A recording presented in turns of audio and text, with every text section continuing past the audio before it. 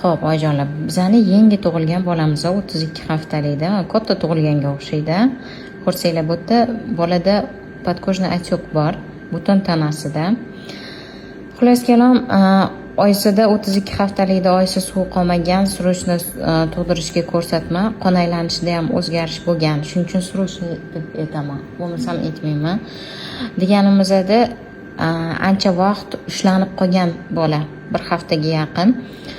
Bola agar qon aylanishi buzilishi bo'lib, ichinglarda qolib ketsa, organlarida o'zgarishlar, buzilishlar ketadi va bolajonim mana bizada hozir HPN bo'lib qolgan, ya'ni buyraklari yaxshi ishlamayapti. Juda bola qiynalyapti. Ota-onasi bola qiynalyapti.